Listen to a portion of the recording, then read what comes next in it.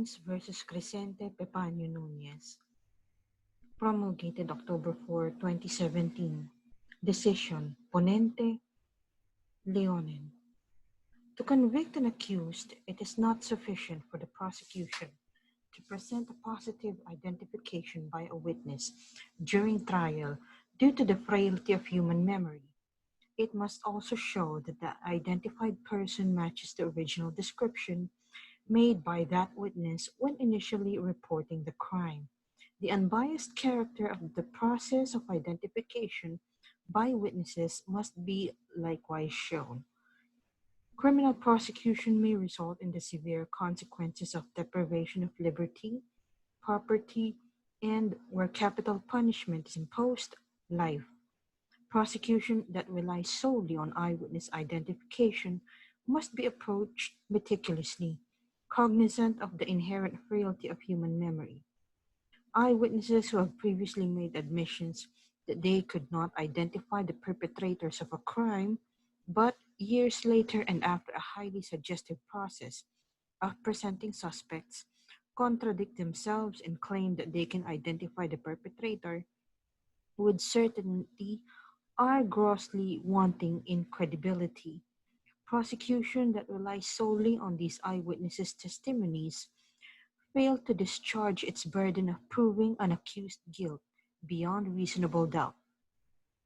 This resolves an appeal from the assailed June 26, 2013 decision of the Court of Appeals in CA-GR, CRHC number 04474, which affirmed with modification the February 24, 2010 decision of Branch 67, Regional Trial Court, Binangonan, Rizal.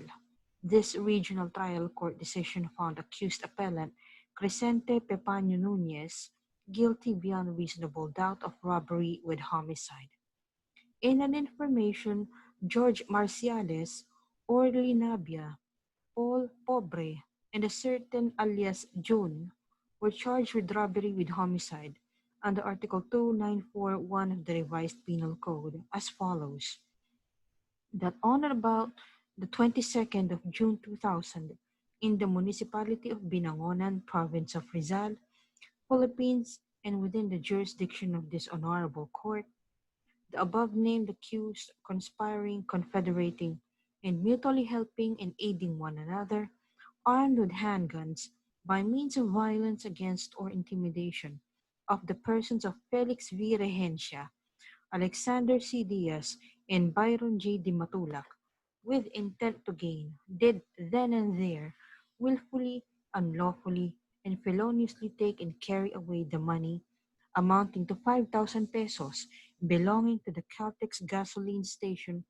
owned by the family of Felix V. Regencia, to their damage and prejudice, that on the occasion of the said robbery and to ensure their purpose, the said accused, conspiring, confederating, and mutually helping and aiding one another, with intent to kill, did then and there willfully, unlawfully, and feloniously attack, assault, and shoot said Felix V. Regencia, Alexander C. Diaz, and Byron G. Di Matulak on the different parts of their bodies, thereby inflicting gunshot wounds which directly caused their deaths.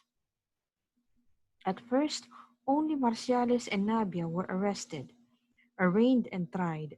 In its December 9, 2005 decision, the Regional Trial Court found the offense of robbery with homicide as alleged in the information, along with Marciales and Nabia's conspiracy with Pobre and June to commit this offense, to have been established. Thus, it pronounced Marciales and Nabia guilty beyond reasonable doubt and sentenced them to death. The case against Pobre and June was archived, subject to revival upon their apprehension. On July 2, 2006, accused appellant Nunez was apprehended by the Philippine National Police Regional Intelligence Office on the premise that he was the same Paul Pobre identified in the information. Upon arraignment, Nunez moved that the case against him be dismissed as he was not the Paul Pobre charged in the information. However, Prosecution witnesses identified him as one of the alleged robbers, and his motion to dismiss was denied. The information was then amended to state Nunez's name in lieu of Paul Pobre. During trial, the prosecution manifested that it would be adopting the evidence already presented in the course of Marciales and Nabia's trial.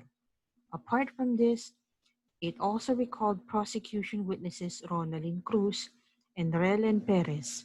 In their testimonies, they both positively identified Nunez as among the perpetrators of the crime. Cruz's testimony recounted that in the evening of June 22, 2000, she was working as an attendant in the Caltex gasoline station mentioned in the information. She was then sitting near the gasoline pumps with her co-employees, the deceased Byron G. Dimatulak, and prosecution witness Perez. They noticed that the station's office was being held up. There were two persons poking guns at and asking for money from the deceased Alex Diaz and Felix Regencia. Regencia handed money to one of the robbers, while the other robber reached for a can of oil.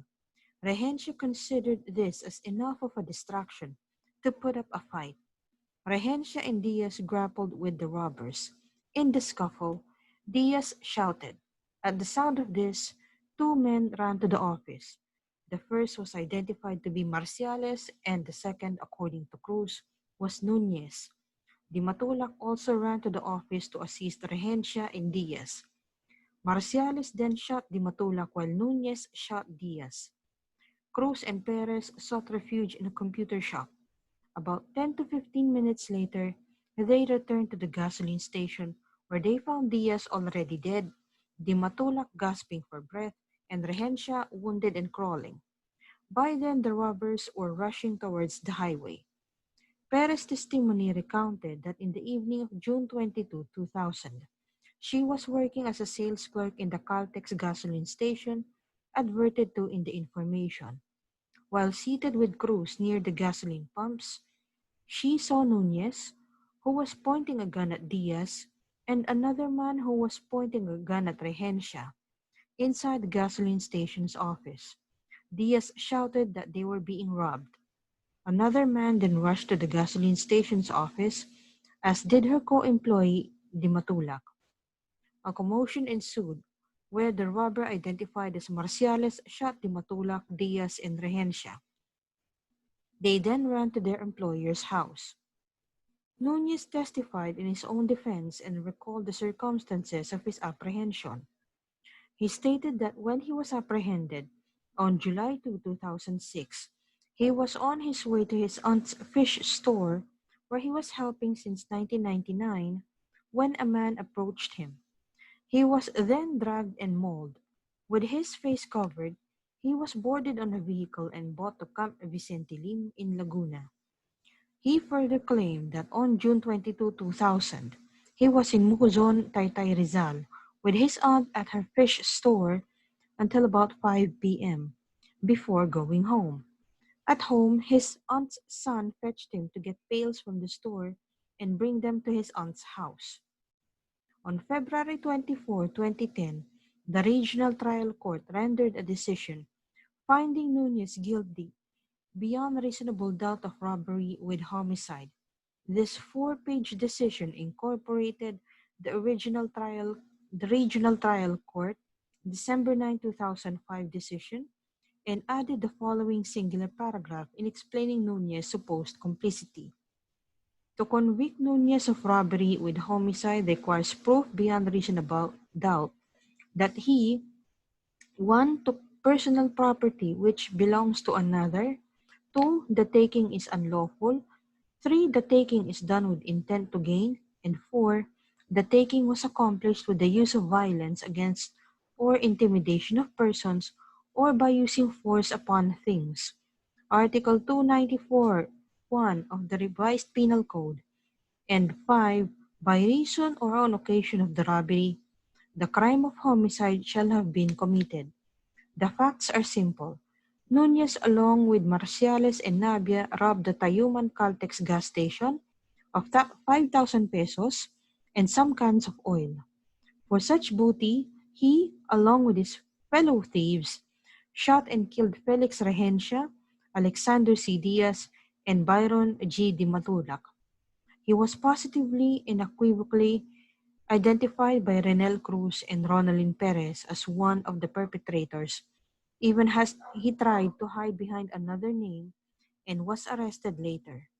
He ran, but could not hide as the long arm of the law finally caught up with him. As a defense, he can only offer his weak alibi, which cannot offset the positive identification of the prosecution witnesses. His guilt was proven beyond reasonable doubt. The regional trial court rendered judgment as follows. Based on the foregoing, we find accused Crescente Pepano Nunez guilty beyond reasonable doubt of the crime of robbery with homicide under Article 2941 of the Revised Penal Code and sentences him to suffer the penalty of reclusion perpetua and order him to pay the heirs of Felix Regencia 151,630 pesos, expenses for the wake, burial lot and funeral service, 75,000 pesos death indemnity, 5,000 pesos money stolen from the victim, exemplary damages of 50,000 pesos, and 2,214,000 pesos unearned income. The heirs of Alex Diaz, 20,000 pesos expenses for funeral service, 75,000 pesos death indemnity, 50,000 pesos exemplary damages, and 1,774,080 pesos unearned income. The heirs of Byron de Matulac, 18,000 pesos for funeral service, 75,000 pesos death indemnity, 50,000 pesos exemplary damages, and 966,240 pesos unearned income, and the costs. Let the case against alias June, who remains at large, be archived. So ordered. On March 5, Nunez filed his notice of appeal. On June 26, 2013, the Court of Appeals rendered its assail decision, affirming Nunez's conviction with modification to the awards of moral and exemplary damages as follows. Wherefore, in view of the foregoing, the appeal is hereby dismissed for lack of merit.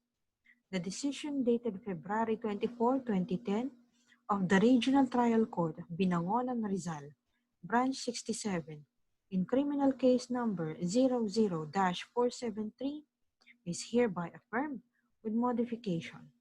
Accused appellant Crescente Pepanyo Nunez is ordered to pay 75,000 pesos as moral damages and 30,000 pesos as exemplary damages, each to the heirs of Felix Regencia, the heirs of Alexander Diaz, and the heirs of Byron Di Matulac. So ordered. Nunez then filed his notice of appeal. The Court of Appeals elevated the records of this case to the court on October 22, 2013, pursuant to its resolution dated July 23, 2013. The resolution gave due course to Nunez's notice of appeal. In its resolution dated December 4, 2013, this court noted the records forwarded by the Court of Appeals and informed the parties that they may file their supplemental briefs. However, both parties manifested that they would no longer do so. The occurrence of the robbery occasioned by the killing of Regencia, Diaz, and Di Matulac is no longer an issue, as it has been established in the original proceedings, which resulted in the conviction of Marciales and Navia. All that remains in issue for this court's resolution is whether or not accused appellant Crescente Pepano Nunez is the same person earlier identified as Paul Pobre, who acted in conspiracy with Marciales and Navia. Contrary to the conclusions of the Court of Appeals and Regional Trial Court, this court finds that it has not been established beyond reasonable doubt that accused appellant Crescente Pepano Nunez is the same person identified as Paul Pobre.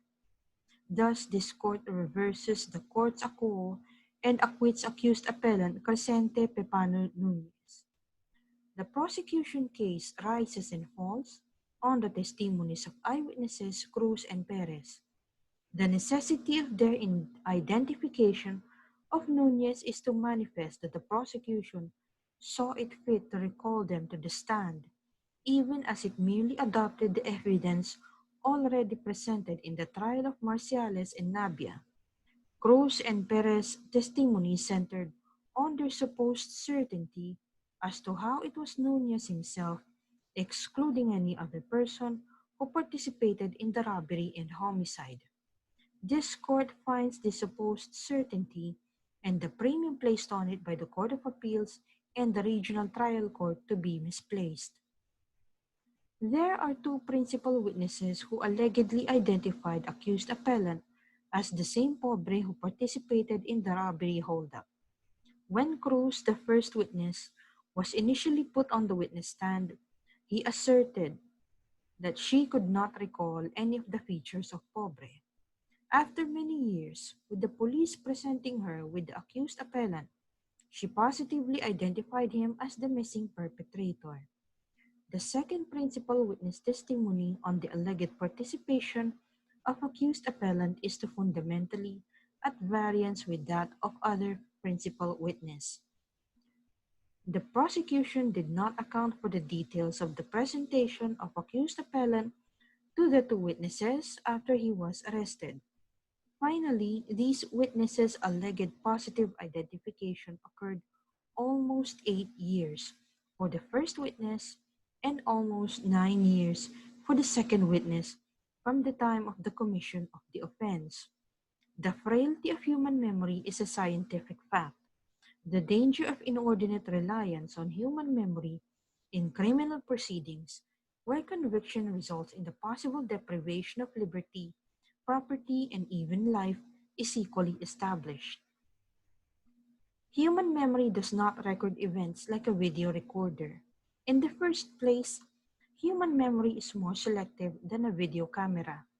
The sensory environment contains a vast amount of information, but the memory process perceives and accurately records only a very small percentage of that information.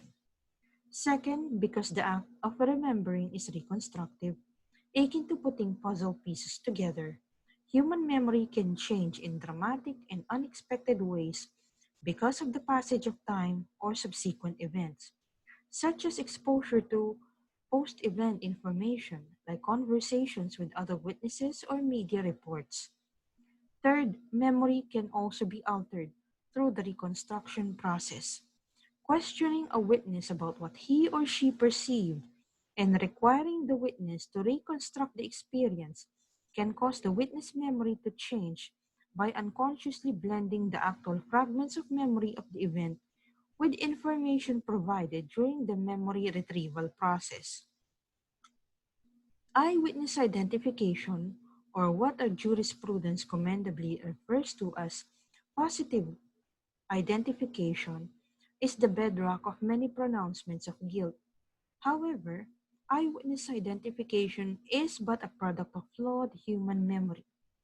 In an expansive examination of 250 cases of wrongful convictions, where convicts were subsequently exonerated by DNA testing, Professor Brandon Garrett noted that as much as 190, or 76% of these wrongful convictions were occasioned by flawed eyewitness identifications.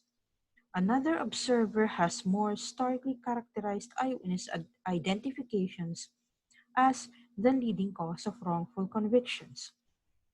Yet even Professor Garrett's findings are not novel.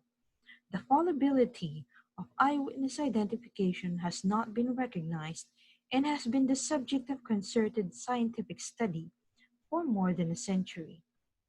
This seemingly staggering rate of involvement of eyewitness errors in wrongful convictions is, unfortunately, no surprise.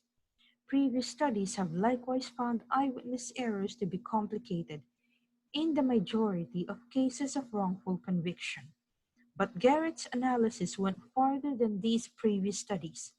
He not only documented that eyewitness errors occurred in his cases, He also tried to determine why they occurred, an issue eyewitness science has investigated for over 100 years. The dangers of the misplaced primacy of eyewitness identification are two-pronged. On one level, eyewitness identifications are inherently prone to error. On another level, the appreciation by observers, such as jurors, judges, and law enforcement officers, of how an eyewitness identifies supposed culprits is just as prone to error. The problem of eyewitness reliability could not be more clearly documented.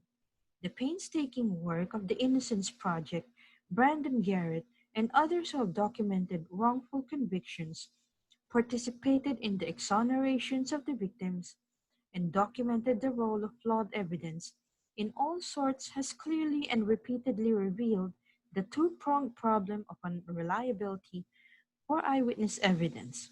1. Eyewitness identifications are subject to substantial error, and 2. Observer judgments of witness accuracy are likewise subject to substantial error. The bifurcated difficulty of misplaced reliance on eyewitness identification is borne not only by the intrinsic limitations of human memory as the basic apparatus on which the entire exercise of identification operates. It is as much the result of and is exacerbated by extrinsic factors such as environmental factors, flawed procedures, or the mere passage of time. More than 100 years of eyewitness science has supported other conclusions as well. First, the ability to match faces to photographs, even when the target is present while the witness inspects the lineup or comparison photo, is poor and peaks at levels far below what might be considered reasonable doubt. Second, eyewitness accuracy is further degraded by pervasive environmental characteristics typical of many criminal cases, such as suboptimal lighting, distance, angle of view, disguise, witness distress, and many other encoding conditions.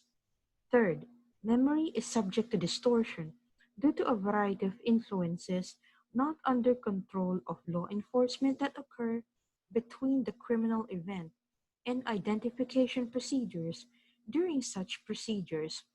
Fourth, the ability of those who must assess the accuracy of eyewitness testimony is poor for a variety of reasons. Witnesses' ability to report on many issues affecting or reflecting accuracy is flawed and subject to distortion. That is, reports of duration of observation, distance, attention, confidence, and others, thereby providing a flawed basis for others' judgments of accuracy. Likewise, decision makers, such as jurists and judges, who are experts in law, procedure, and logic, may simply not know better than what their backgrounds and acquired inclinations permit. Additionally, the limits and determinants of performance for facial recognition are beyond the knowledge of attorneys, judges, and jurors. The traditional safeguards, such as cross-examination, are not effective and cannot be effective in the absence of accurate knowledge of the limits and determinants of witness performance among both the cross-examiners and jurors who must judge the witness. Likewise, cross-examination cannot be effective if the witness reports elicited by cross-examination are flawed. For example, with respect to factors such as original witnessing conditions, that is, duration of exposure, post-event influences, conversations with co-witnesses, or police suggestions, that is, reports of police comments or behaviors during identification procedures. Legal traditions in various jurisdictions have been responsive to the scientific reality of frailty of eyewitness identification.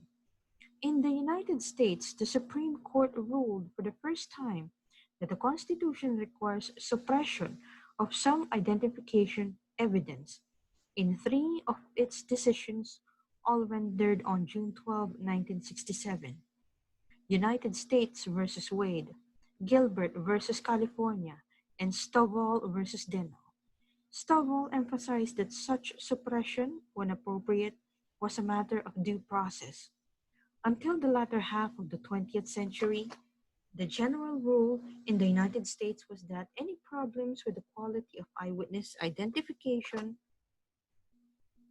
evidence went to the weight, not the admissibility, of that evidence, and that the jury bore the ultimate responsibility for assessing the credibility and reliability of an eyewitness identification. In a trilogy of landmark cases released on the same day in 1967, however, the Supreme Court ruled that for the first time that the Constitution requires suppression of some identification evidence. In United States versus Wade and Gilbert versus California, the court held that a post-indictment lineup is a critical stage in a criminal prosecution, and unless the defendant waives his Sixth Amendment rights, defense counsel absence from such a procedure requires suppression of evidence from the lineup. The court also ruled, however, that even when the lineup evidence itself must be suppressed, a witness would be permitted to identify the defendant in court if the prosecution could prove the witness had an independent source for his identification. In Stovall versus Deno, the court held that, regardless of whether a defendant's Sixth Amendment rights were implicated or violated, some identification procedures are so unnecessarily suggestive and conducive to irreparable mistaken identification that eyewitness evidence must be suppressed as a matter of due process.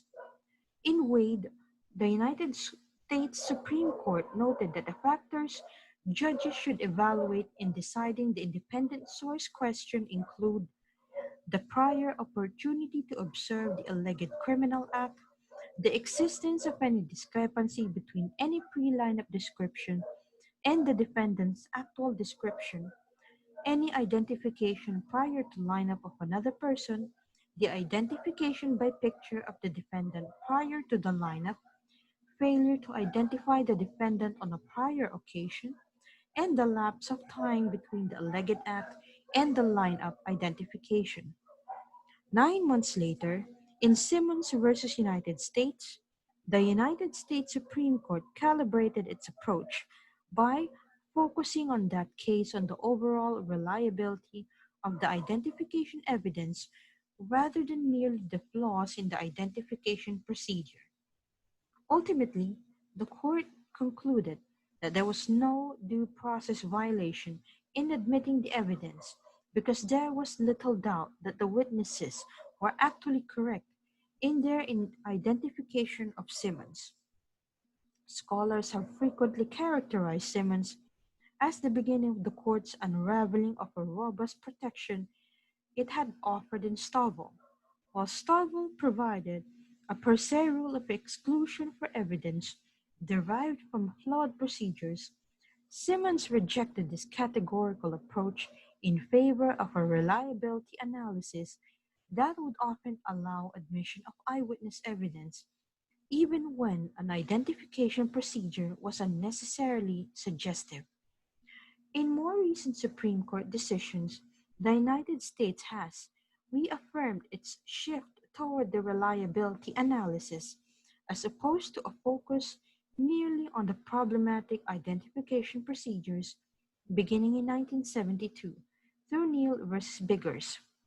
The Biggers court stated that, at least in a case in which the confrontation and trial had taken place before Stovall, identification evidence would be admissible, even if there had been an unnecessarily suggestive procedure, so long as the evidence was reliable under the totality of the circumstances. To inform its reliability analysis, the Biggers Court articulated 5 factors it considered relevant to the inquiry. 1. The opportunity of the witness to view the criminal at the time of the crime. 2. The witness' degree of attention. 3. The accuracy of the witness' prior description of the criminal. 4. The level of certainty demonstrated by the witness at the confrontation. And 5. The length of time between the crime and the confrontation. The Biggers Court clearly proclaimed that the likelihood of misidentification, rather than a suggestive procedure in and of itself, is what violates a defendant's due process rights. However, the Biggers Court left open the possibility that per se exclusion of evidence derived from unnecessarily suggestive confrontations might be available to defendants whose confrontations and trials took place after Stovall. The bigger standard was further affirmed in 1977 in Manson versus Brathwaite. The Manson court made clear that the standard from Biggers would govern all due process challenges to eyewitness evidence, stating that judges should weigh the 5 factors against the corrupting effect of the suggestive identification. Ultimately, the court affirmed that reliability is the linchpin in determining the admissibility of identification testimony. In rejecting the per se exclusionary rule, the court acknowledged that such a rule would promote greater deterrence against the use of suggestive procedures, and it noted the surprising unanimity among scholars that the per se approach was essential to avoid serious risk of miscarriage of justice. However, the court concluded the cost to society of not being able to use the reliable evidence of guilt in criminal prosecutions would be too high. The Manson court also made clear that its new standard would apply to both pretrial and in-court identification evidence, thus resulting in a unified analysis of all identification evidence in the wake of suggestive procedures.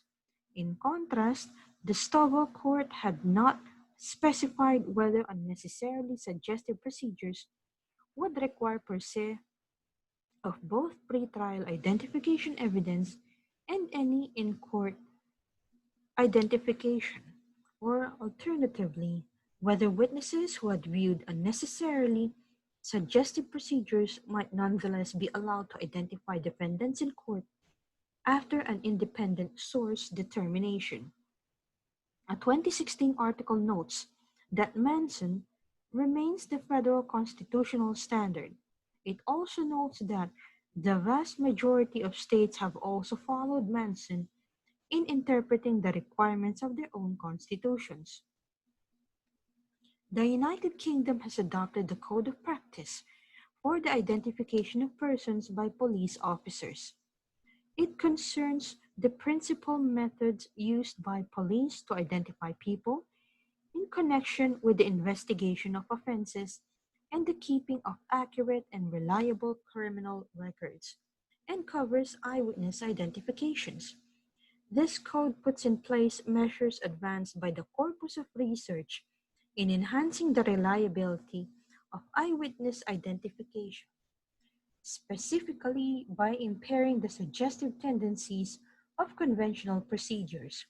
Notable procedures include having a parade of at least 9 people when one suspect is included to at least 14 people when 2 suspects are included, and forewarning the witness that he or she may or may not actually see the suspect in the lineup. Additionally, there should be a careful recording of the witness' pre-identification description of the perpetrator and explicit instructions for police officers to not direct the witness' attention to any individual. Domestic jurisprudence recognizes that eyewitness identification is affected by normal human fallibilities and suggestive influences. People versus Tihanke Jr. introduced in this jurisdiction the totality of circumstances test, which relies on factors already identified by the United States Supreme Court in Neal versus Biggers. 1. The witness opportunity to view the criminal at the time of the crime. 2. the witness' degree of attention at that time. 3. The accuracy of any prior description given by the witness. 4. The level of certainty demonstrated by the witness at the identification. 5. The length of time between the crime and the identification. And 6. The suggestiveness of the identification procedure. A witness' credibility is ascertained by considering the first two factors, that is, the witness' opportunity to view the malefactor at the time of the crime and the witness' degree of attention at that time, based on conditions of visibility and the extent of time, little and fleeting as it might have been, for the witness to be exposed to the perpetrators, peruse their features, and ascertain their identity. In People versus Pavillare, both witnesses had ample opportunity to observe the kidnappers and to remember their faces. The complainant had close contact with the kidnappers when he was abducted and beaten up. Later, when the kidnappers haggled on the amount of the ransom money, his cousin met Pavillare face to face and actually dealt with him when he paid the ransom money. The 2-hour period that the complainant was in close contact with his abductors is sufficient for him to have a recollection of their physical appearance.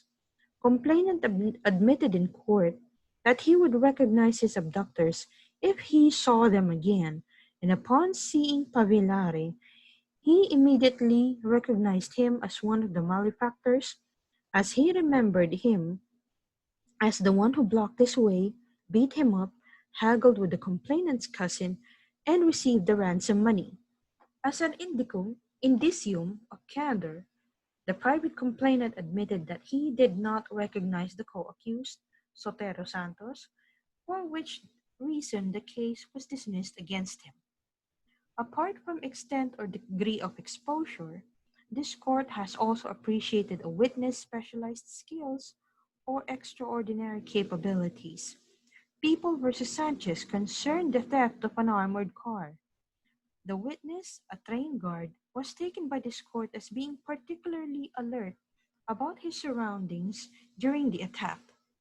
The degree of a witness' attentiveness is the result of many factors, among others, exposure time, frequency of exposure, the criminal's incidence, degree of violence, the witness' stress levels and expectations, and the witness activity during the commission of the crime. The degree of the crime's violence affects a witness' stress levels.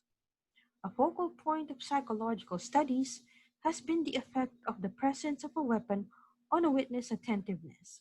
Since the 1970s, it has been hypothesized that the presence of a weapon captures a witness' attention, thereby reducing his or her attentiveness to other details such as the perpetrator's facial and other identifying features. Research on this has involved an enactment model involving two groups. First, an enactment with a gun, and second, an enactment of the same incident using an implement like a pencil or a syringe as substitute for an actual gun. Both groups are then asked to identify the culprit in a lineup. Results reveal a statistically significant difference in the accuracy of eyewitness identification between the two groups.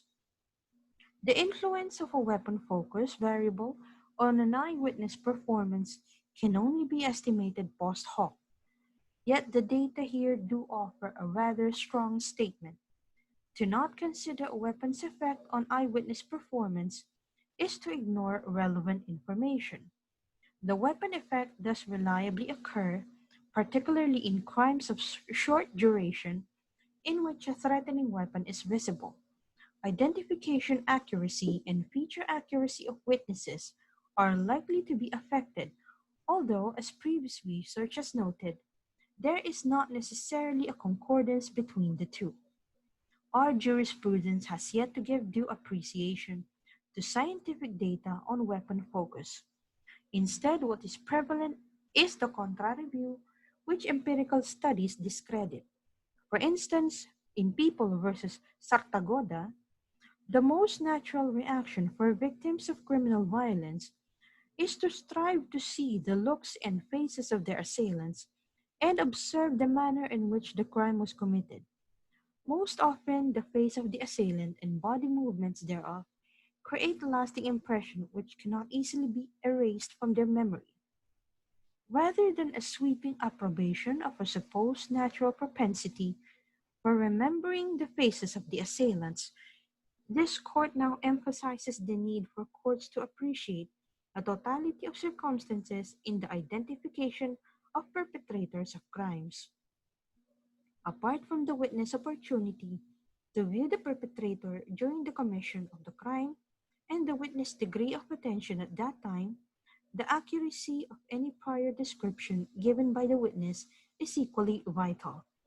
Logically, a witness' credibility is enhanced by the extent to which his or her initial description of the perpetrator matches the actual appearance of the person ultimately prosecuted for the offense.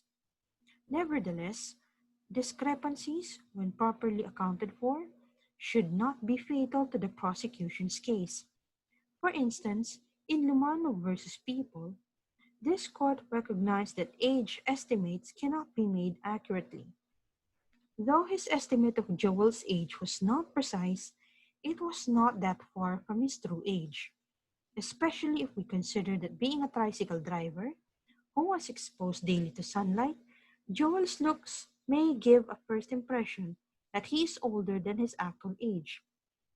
Moreover, Alejo's description of Lumanog as dark-skinned was made 2 months prior to the dates of the trial when he was again asked to identify him in court. When defense counsel posed the question of the discrepancy in Alejo's description of Lumanog, who was then presented as having a fair complexion and was 40 years old, the private prosecutor manifested the possible effect of Lumanog's incarceration for such length of time as to make his appearance different at the time of trial. The totality of circumstances test also requires a consideration of the degree of certainty demonstrated by the witness at the moment of identification. What is most critical here is the initial identification made by the witness during investigation and case buildup, not identification during trial. A witness certainty is tested in court during cross-examination. In several instances, this court has considered a witness' straight and candid recollection of the incident, undiminished by the rigors of cross-examination, as an indicator of credibility. Still, certainty on the witness stand is by no means conclusive. By the time a witness takes the stand, he or she shall have likely made narrations to investigators, to responding police or barangay officers, to the public prosecutor, to any possible private prosecutors, to the families of the victims, other sympathizers, and even to the media. The witness then may have established certainty not because of a foolproof cognitive perception and recollection of events, but because of consistent reinforcement borne by becoming an experienced narrator. Repeated narrations before different audiences may also prepare a witness for the same kind of scrutiny that he or she will encounter during cross-examination. Again, what is more crucial is certainty at the onset on or initial identification, not in a relatively belated stage of criminal proceedings. A totality of circumstances test also requires a consideration of the length of time between the crime and the identification made by the witness. It is by now a well-established fact that people are less accurate and complete in their eyewitness accounts after a long retention interval than after a short one. Ideally, then, a prosecution witness must identify the suspect immediately after the incident. This court has considered acceptable an identification made 2 days after the commission of a crime, not so one that had an interval of 5.5 months. The passage of time is not the only factor that diminishes memory. Equally jeopardizing is a witness' interactions with other individuals involved in the event. As noted by cognitive psychologist Elizabeth F. Loftus, post-event information can not only enhance existing memories, but also change a witness memory and even cause non-existent details to become incorporated into a previously acquired memory. Thus, the totality of circumstances test also requires a consideration of the suggestiveness of the identification procedure undergone by a witness. Both verbal and nonverbal information might become inappropriate cues for suggestions or as suggestions to a witness. A police officer may tell a witness that a suspect has been caught and the witness should look at some photographs or come to view a lineup and make an identification. Even if the policeman does not explicitly mention a suspect, it is likely that the witness will believe he is being asked to identify a good suspect who will be one of the members of the lineup or set of photos. If the officer should unintentionally stare a bit longer at the suspect or change his tone of voice when he says, "Tell us whether you think it is number 1, 2, 3, 4, 5, or 6, the witness' opinion might be swayed. In appraising the suggestiveness of the identification procedures, this court has previously considered prior or contemporaneous actions of law enforcers, prosecutors, media, or even fellow witnesses. In People versus Bakongis, this court acquitted the accused, whose identification was strained or tainted by an improper suggestion. There, the witness was made to identify the suspect inside a detention cell which contained only the suspect. People versus Escordial involved robbery with rape. Throughout their ordeal, the victim and her companions were blindfolded. The victim, however, felt a rough projection on the back of the perpetrator. The perpetrator also spoke, thereby familiarizing the victim with his voice. Escordial recounted the investigative process which resulted in bringing the alleged perpetrator into custody. After several individuals were interviewed, the investigating officer had an inkling of who to look for. He found accused appellant in the basketball court and invited him to go to the police station for questioning. When the suspect was brought to the police station, the rape victim was already there. Upon seeing the suspect enter, the rape victim requested to see the suspect's back. The suspect removed his shirt. When the victim saw a rough projection on the suspect's back, she spoke to the police and stated that the suspect was the perpetrator. The police then brought in the other witnesses to identify the suspect. 4 witnesses were taken to the cell containing the accused, and they consistently pointed to the suspect, even as 4 other individuals were with him in the cell. This court found the show-up with respect to the rape victim and the lineup with respect to the 4 other witnesses to have been tainted with irregularities. It also noted that the out-of-court identification could have been the subject of objections to its admissibility as evidence, although these objections were never raised during trial. Although these objections were not timely raised, this court found that the prosecution failed to establish the accused's guilt beyond reasonable doubt and acquitted the accused. It noted that the victim was blindfolded throughout her ordeal. Her identification was rendered unreliable by her own admission that she could only recognize her perpetrator through his eyes and his voice. It reasoned that, given the limited exposure of the rape victim to the perpetrator, it was difficult for her to immediately identify the perpetrator. If it found the improper suggestion made the police officer as having possibly aided in the identification of the suspect. The court cited with approval the following excerpt from an academic journal: Social Psychological Influences. Various social psychological factors also increase the danger of suggestibility in a line of confrontation. Witnesses, like other people, are motivated by a desire to be correct and to avoid looking foolish. By arranging a lineup, the police have evidenced their belief that they have caught the criminal. Witnesses, realizing this, probably will feel foolish if they cannot identify anyone, and therefore may choose someone despite residual uncertainty. Moreover, the need to reduce psychological discomfort often motivates the victim of a crime to find a likely target for feelings of hostility. Finally, witnesses are highly motivated to behave like those around them. This desire to conform procedure produces an increased need to identify someone in order to show the police that they too feel that the criminal is in the lineup, and makes the witnesses particularly vulnerable to any clues conveyed by the police or other witnesses as to whom they suspect of the crime. People versus Pineda involved six perpetrators committing robbery with homicide aboard a passenger bus.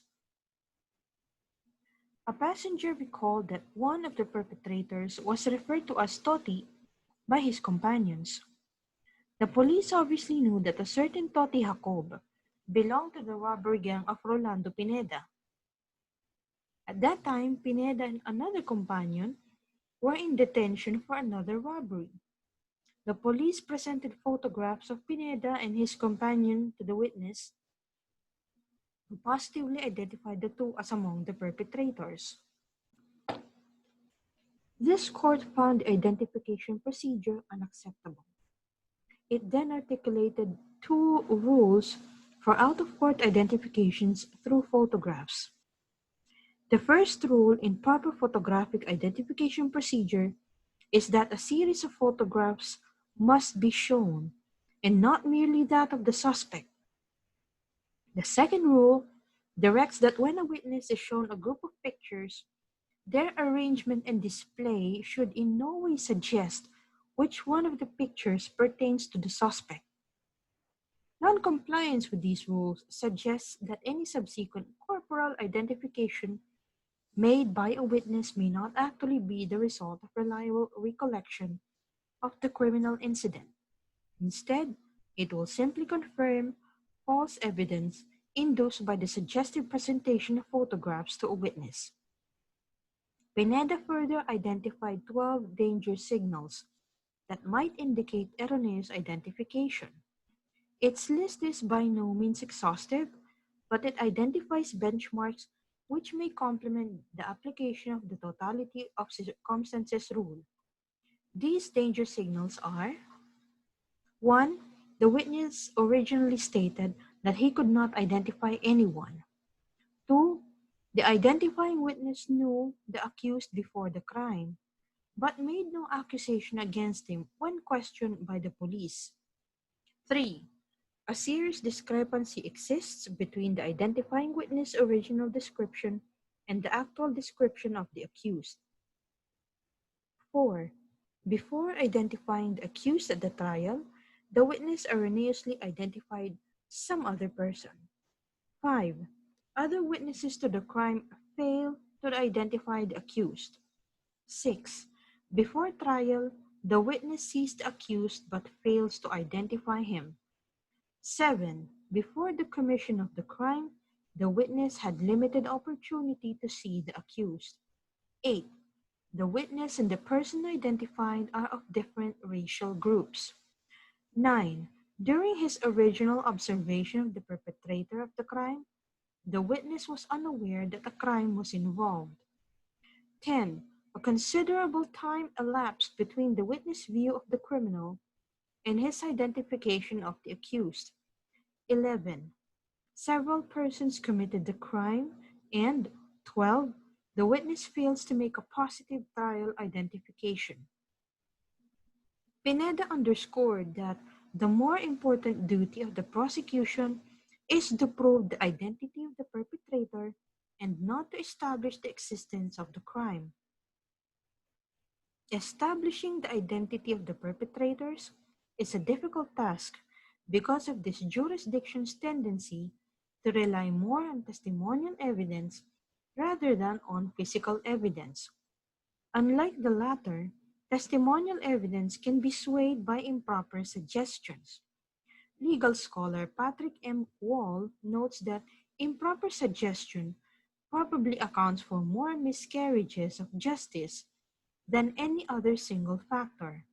Marshall Hoots, who served the Federal Bureau of Investigation and the American judiciary, concurs and considers eyewitness identification as the most unreliable form of evidence.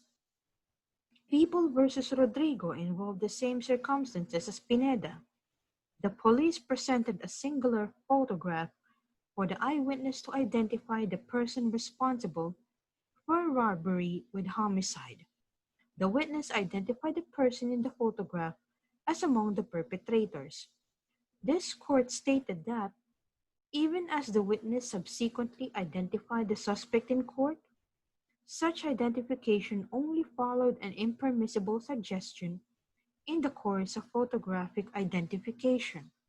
This court specifically stated that a suggestive identification violates the right of the accused to due process, denying him or her of a fair trial. The greatest care should be taken in considering the identification of the accused, especially when his identification is made by a sole witness and the judgment in the case totally depends on the reliability of the identification.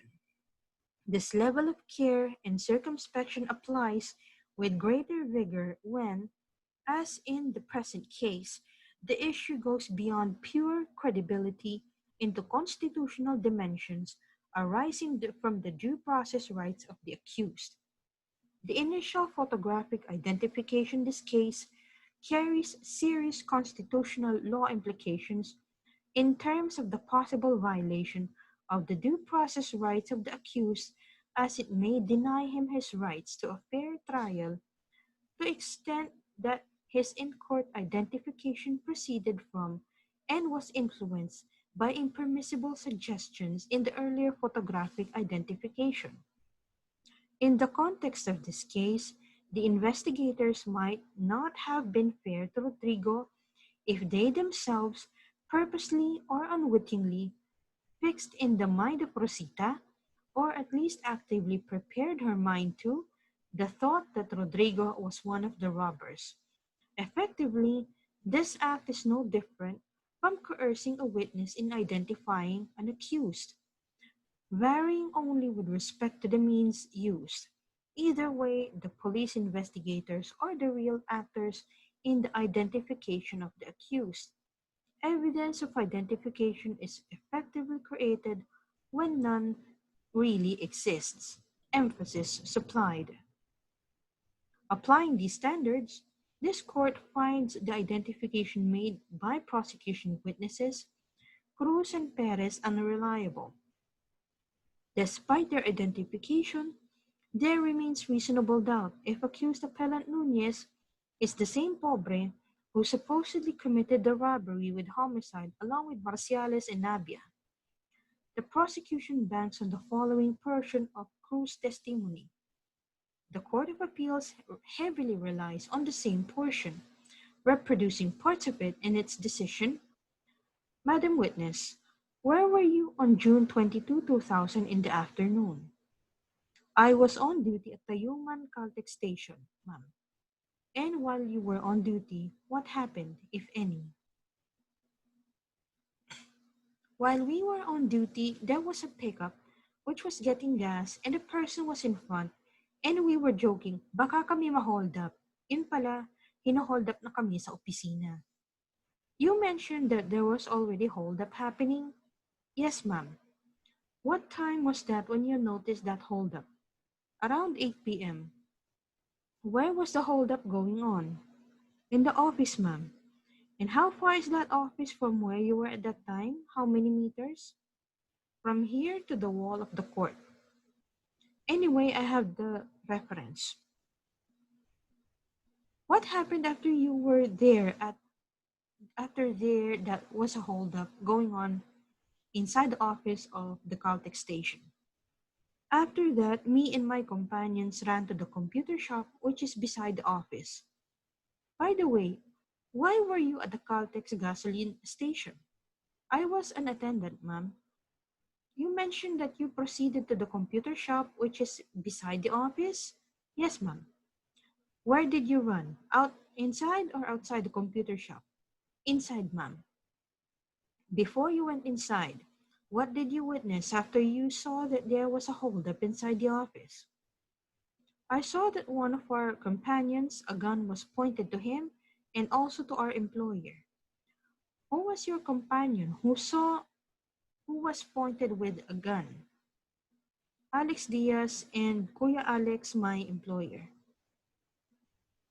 Who were those persons who pointed guns to your coworker and to your employer? The two accused who were first arrested. Aside from the two accused, do they have other companions? Yes, ma'am. Who was that person who was also with the two accused? Paul Pobre. By the way, who were those two accused you were referring to according to you were arrested? George Marciales and I cannot remember the other one. You mentioned of the name Paul Pobre. Kindly look around if there is any Paul Pobre in court. Yes, ma'am, he is here. Can you point to him?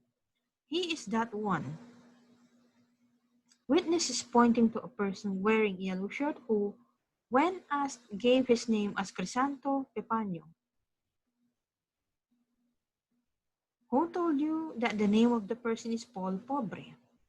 Kuya Romel. Who is Kuya Romel?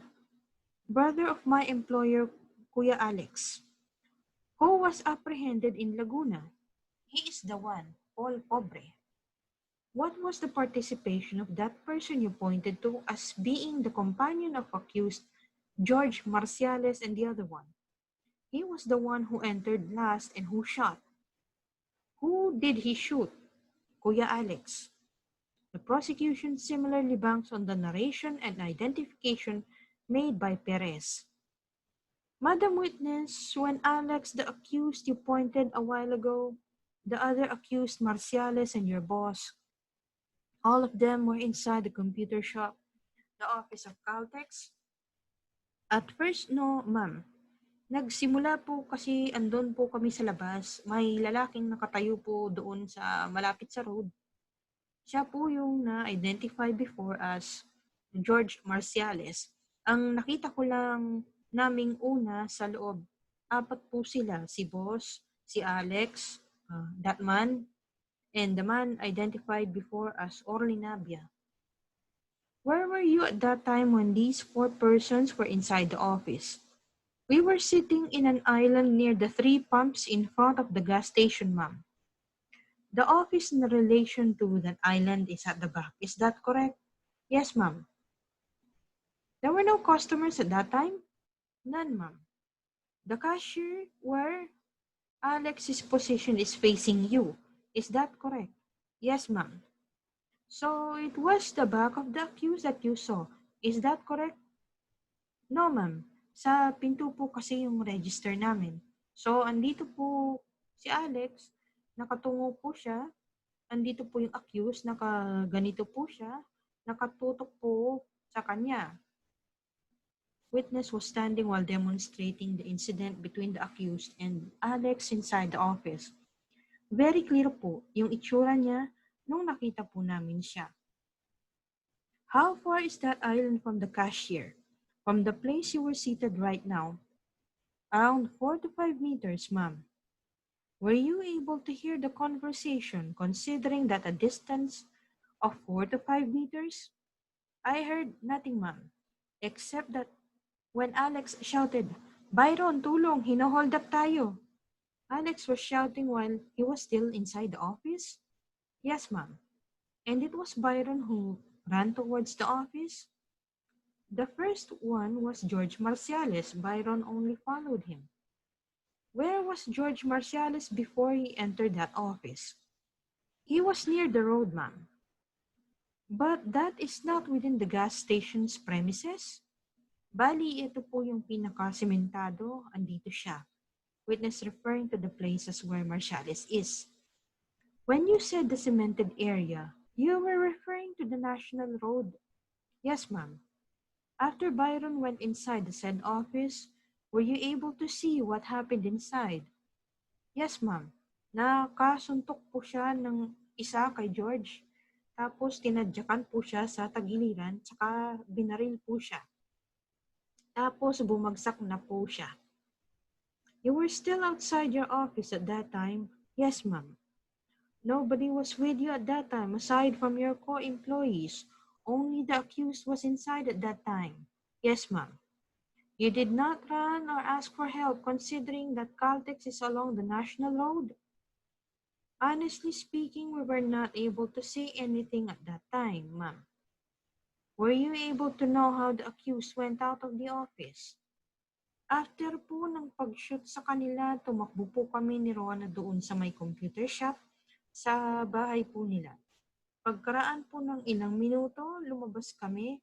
Nakita po namin sila nagtatakbuhan together with Kuya Lawrence. Nakita po namin sila na tumatakbo. Yung dalawa papuntang Angono. Yung isa hindi ko na po alam kung saan nagpunta.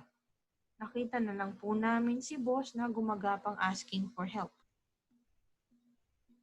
The Court of Appeals also favorably cited the following identification made by Perez. Now, can you look inside the court and tell us if there is anybody here who took part of that incident or involved in that accident? Him, ma'am. Witness pointing to the accused.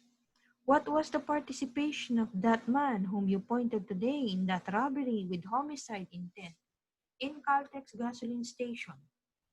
He was the one who was pointing a gun to my co-employee Alexander Diaz, ma'am.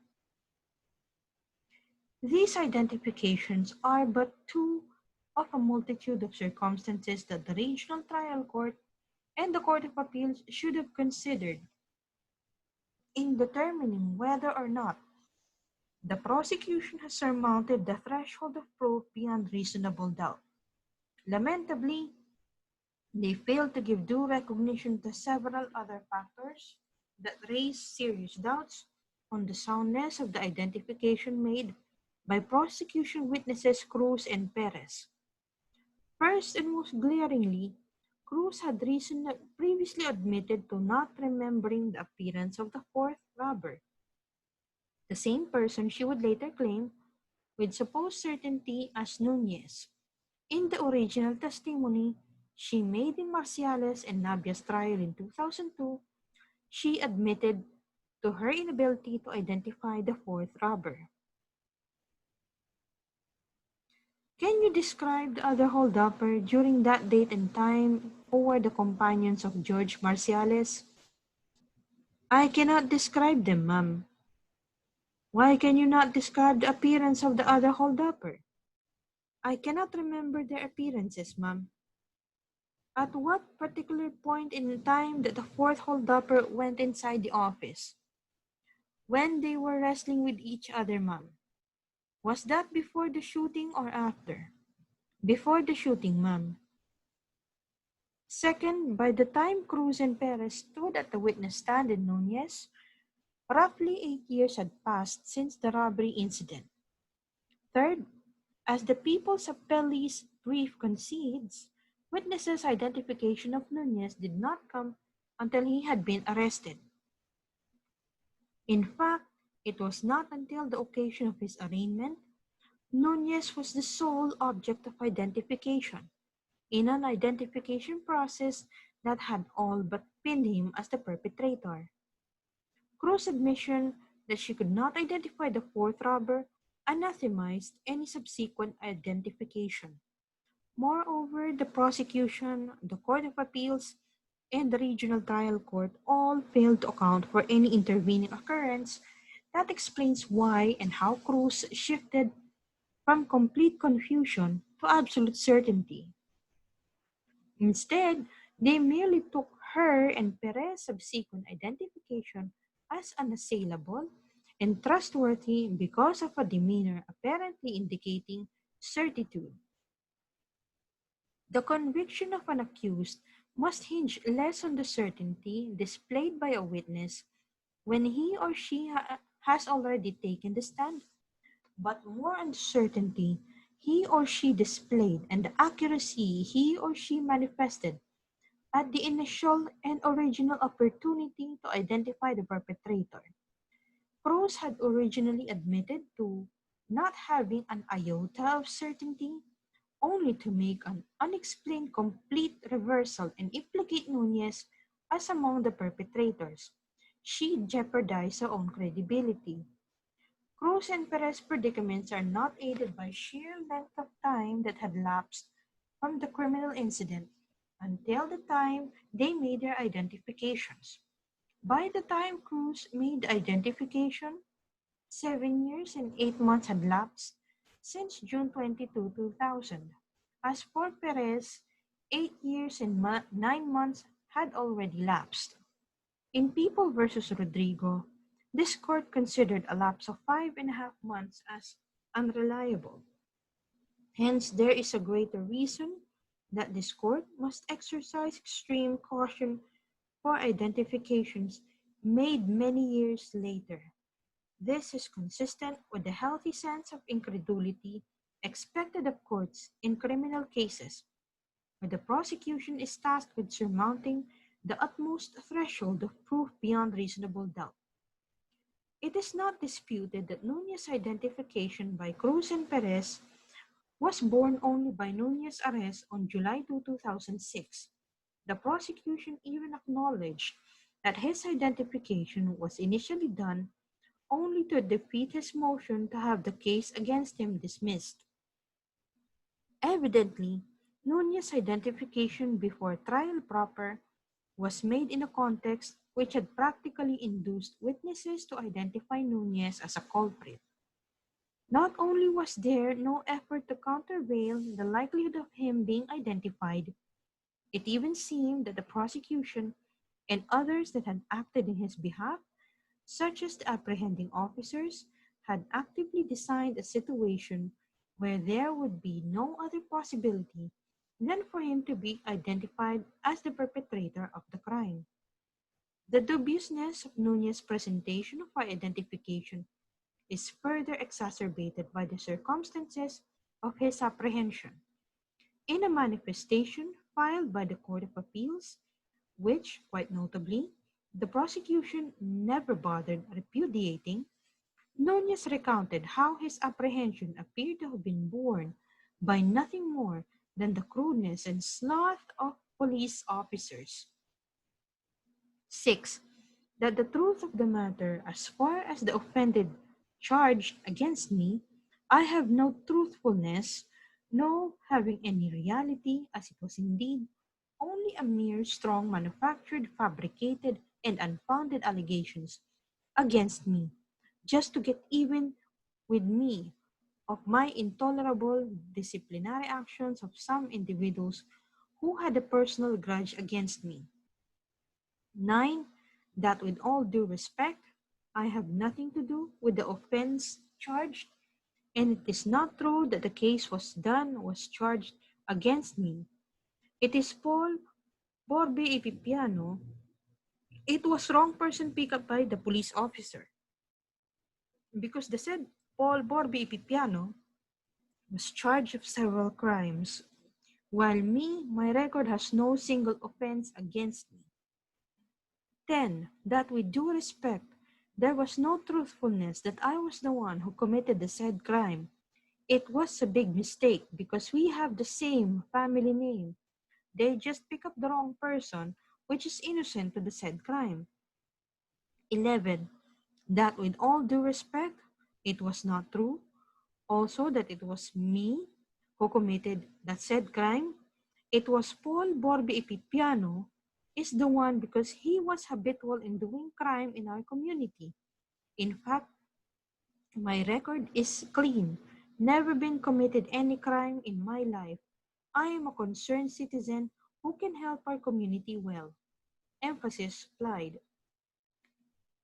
The identification made during Nunez's trial, where eyewitnesses wanted certainty, was but an offshoot of a tainted processes that preceded his trial. This court finds Nunez's identification prior to trial bothersome, and his subsequent and contingent identification on the stand more problematic. Nunez's identification, therefore, fails to withstand the rigors of the totality of circumstances test. First, the witnesses fail to give even prior description of him. Second, a prosecution witness failed to exhibit even the slightest degree of certainty when originally given the chance to identify him as the supposed fourth robber. Third, a significantly long amount of time has lapsed since the criminal incident. The original witness statement that none of the features were seen as to enable his identification, and the positive identification made of him when the case was reopened.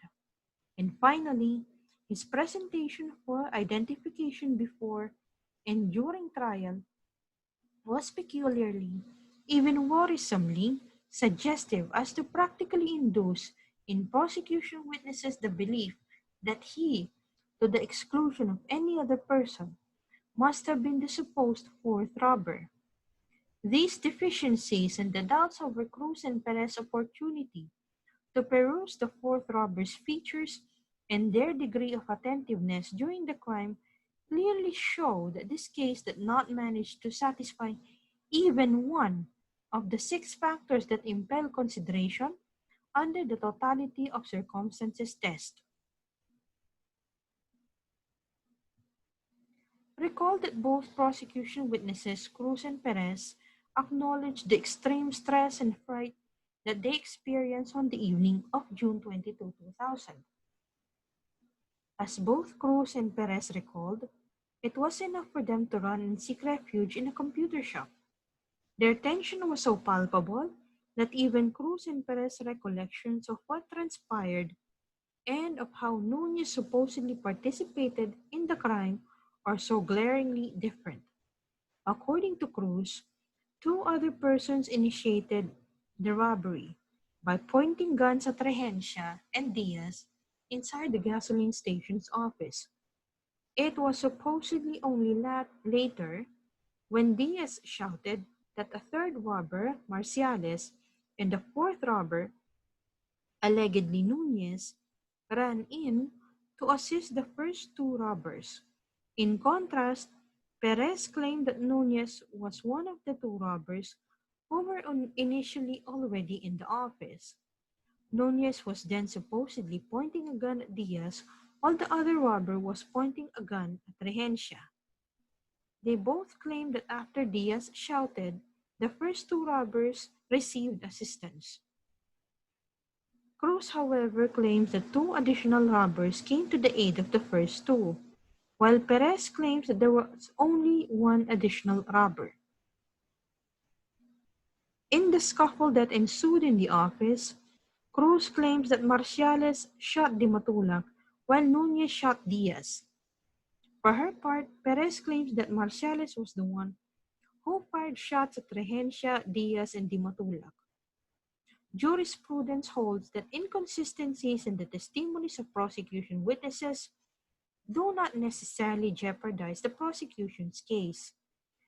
This, however, is only true of minor inconsistencies that are ultimately inconsequential or merely incidental to the overarching narrative of what crime was committed, how, when, and where it was committed, and who committed it.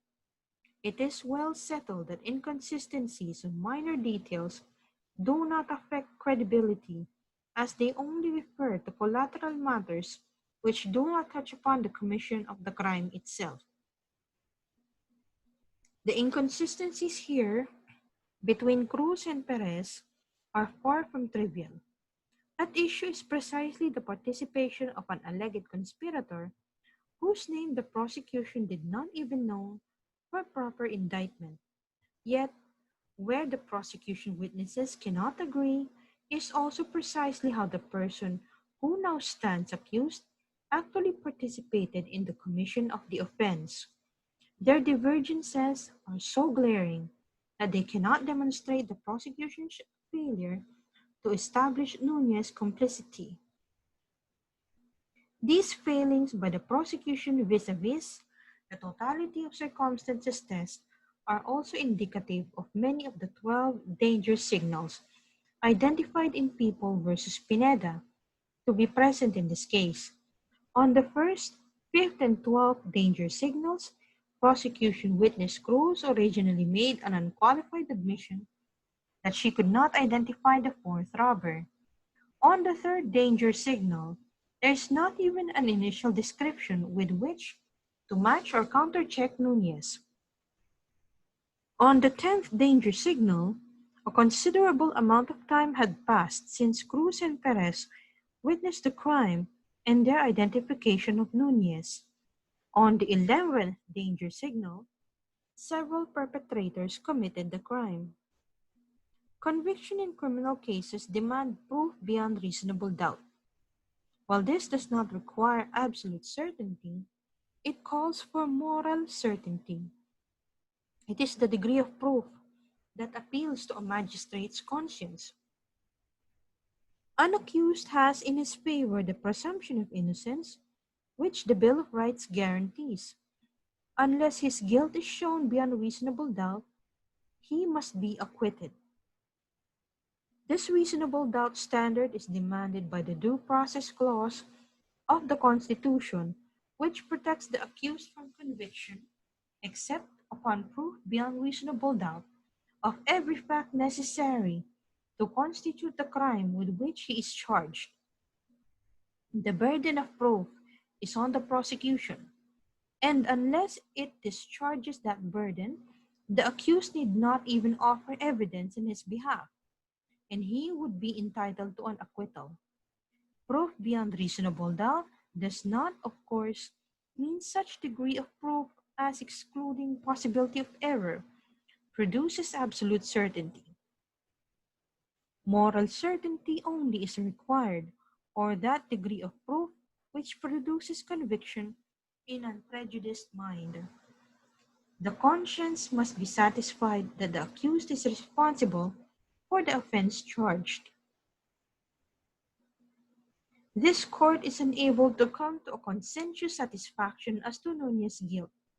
On the contrary, this court finds it bothersome that a man of humble means appears to have been wrongly implicated, not least because of lackadaisical law enforcement tactics, and has been made to suffer the severity and ignominy of protracted prosecution, intervening detention, and potential conviction. Here, this court puts an end to this travesty of justice. This court acquits accused appellant. Wherefore, premises considered the decision dated June 26, 2013 of the Court of Appeals in CA-GR CR-HC number 04474 is reversed and set aside. Accused appellant Crescente Pepano Nunez is acquitted for reasonable doubt. He is ordered immediately released from detention unless confined for any other lawful cause. Let a copy of this decision be furnished to the Director of the Bureau of Corrections, Muntinlupa City, for immediate implementation.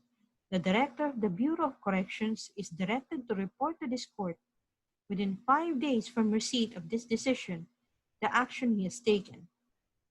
A copy shall also be furnished to the Director General of Philippine National Police for his information. Let entry of judgment be issued immediately. So ordered. Marivic MVF Leonen, Associate Justice.